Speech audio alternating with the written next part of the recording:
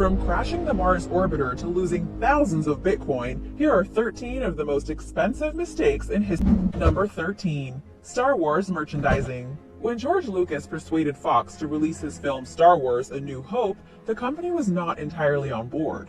In fact, they were convinced that the film would flop. It's a miracle the movie was made in the first place. In order to save a little money, the studio came up with what they thought was a clever solution. They persuaded Lucas to pass on an additional $500,000 in directing fees. In exchange, Lucas kept all of the licensing and merchandising rights for himself. The movie, however, turned out to be a major culture-shifting hit. In 1978, more than 40 million Star Wars figures flew off the shelves, reaching a gross sale of more than $100 million. The notoriety and love for the movie only grew with time. It didn't even matter if a new movie was coming out. The toys continued to sell. For example, in 2011, a year where there was no new Star Wars movie, Star Wars toys brought in more than $3 billion. Not so good for Fox, but George Lucas became a billionaire.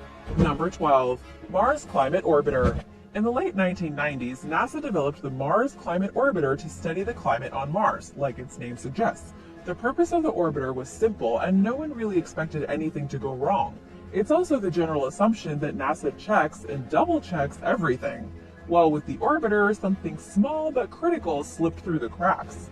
On September 23, 1999, the Mars Climate Orbiter crashed into the red planet. Why? Because of math. Specifically because of a conversion error in the math. One engineering team in charge of the orbiter used metric units. Since most of planet Earth uses metric, that probably didn't appear to be a problem, except that the United States is one of a handful of countries still on the imperial system.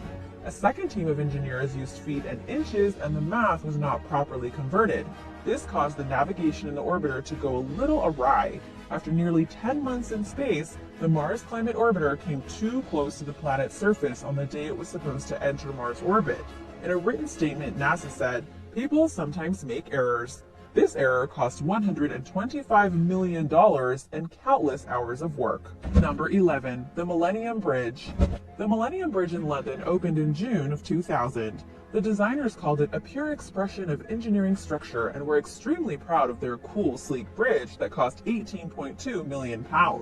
It was the first bridge to be built over the Thames in more than 100 years, and around 80,000 people crossed it on its opening day.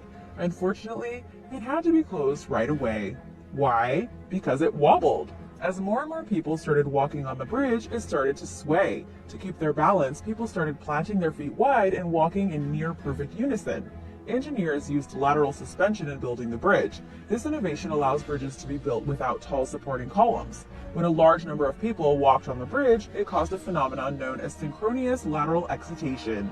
Essentially, it swayed and twisted in regular intervals. As people started to walk in unison to adapt to the movement of the bridge, it just made it worse. The engineers blamed the synchronized footfall for the failure of the bridge. It was closed, and engineers installed dampers and springs to absorb the shock of all the pedestrian feet. The repair cost another £5 million. Today, the Millennium Bridge still carries the nickname of the Wobbly Bridge, even though it doesn't wobble anymore. Number 10. Destruction of a 150-year-old guitar. Quentin Tarantino's western, The Hateful Eight, is famous for several reasons, but I think one of the most important scenes is when Kurt Russell's character breaks a guitar. There was nothing particularly special about the acting of the moment, but it was all about the musical instrument. In the movie, Jennifer Leigh's character strums a guitar, and everyone told her to be super careful with it. It turns out the guitar used in that shot was a 150-year-old rare guitar rented from the Martin Guitar Museum in Pennsylvania. Russell's character is like, "Give me that guitar," and he snatches it from her hands and smashes it on a post. Apparently Tarantino never yelled cut, and Russell was never told that it was the real thing. The scene was supposed to have been shot in two parts. First, Russell was supposed to snatch the guitar away, then the real guitar from the 1870s was supposed to be swapped out for a cheaper copy before the scene continued. Leigh's reaction on camera was completely authentic, and it was the one used in the film. Kurt Russell felt horrible. Some suspect Tarantino did it on purpose to get a real reaction out of Leigh. Whatever the reason, it was a $40,000 mistake. The guitar was only insured for its purchase price, which did not reflect its value as an irreplaceable museum artifact. This led to the Martin Guitar Museum's decision to never rent out its pieces for movies under any circumstances. Number 9. Misplaced Comma. Punctuation matters, friends. In this case, a comma cost $1 million Canadian. Rogers Communications, a Canadian cable company, and Bell Alliant, a Canadian telephone company, signed a 14-page contract which regulated Rogers' use of telephone poles. Bell Alliant, citing the rules of punctuation, argued that they could cancel the contract with Rogers at any time without notice, and decided to cancel after 1 year. Rogers argued that they could use the poles for at least 5 years. Quite naturally, Rogers took Bell Alliant to court. There were actually 2 versions of the contract, one in English and one in French. The misplaced comma in the English version is the one that caused the fiasco. At first, courts ruled in favor of Bell Alliant. However, Rogers Communications appealed the decision using the French contract and won, but it still cost them a lot of money. Number 8. Trashed lottery ticket. In 2010, over 1,000 people claimed they won £113 million in the Euro Millions jackpot, but they had lost the ticket. A retired woman from England said she had purchased a ticket and wrote down the numbers in a notebook. She gave the ticket to her husband for safekeeping, but yeah, you probably already know what happened. When she saw the winning numbers written in her notepad, she couldn't believe it. She asked her husband for the ticket to confirm, and he confessed that he had actually thrown it away. She apparently buys the lottery ticket every week, and unless they can prove that they are the rightful winners, the couple has missed out on the biggest jackpot in the history of the Europe-wide lottery. Just FYI, if you happen to find a winning ticket, you're supposed to write to the lottery company describing the circumstances in which you found it. I wonder how many people do that. Number 7. Prestige oil spill. In 2002, a storm damaged one of the fuel tanks of an oil tanker named the Prestige, and it sank off the coast of Spain. The ship drifted for days at sea because it was refused docking permissions by Spain, Portugal, and France. Why the ship was refused docking permissions is unclear, but eventually the tanker split in half and sank, spilling the oil into the ocean. The total financial cost of the spillage was about 4 billion euros. Over 1,000 beaches in Spain and France were polluted, and the local fishing industry in Galicia was destroyed. At first, the entire crew was acquitted. Eventually, the Greek captain of the tanker was convicted by Spanish courts of recklessness, resulting in catastrophic environmental damage. He was sentenced to 9 months in prison, which he did not have to serve because of his advanced age. So in the end, no one at all was held responsible. Number 6. Lost Bitcoin fortune. Everyone who mined Bitcoin when the cryptocurrency first debuted have made millions. Well, everyone except for a British IT worker named James Howells. The laptop he had been using to mine Bitcoin crashed, and so he sold the computer parts on eBay but kept the hard drive in a drawer. He had about 7,500 Bitcoins, worth about $4 million at the time. However, in 2013, while he was moving and distracted by family life, Howells accidentally threw out the hard drive. Now the hard drive is worth about $108 million and lies under 4 years of trash in a landfill in Wales. It is estimated that around 2.78 million Bitcoins have been lost since 2009. According to an article in December 2017, Howells wanted to dig up the landfill to try to find the drive. However, digging up a landfill which is full of dangerous gases is an environmental disaster waiting to happen, so it's very unlikely. In any case, he said he wasn't going to cry about it. Number 5. AOL and Time Warner. Called one of the most disastrous business combinations in history, AOL and Time Warner merged into a single company in 2001. AOL purchased Time Warner for $182 billion.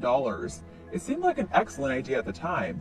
AOL was a booming business with inflated stock.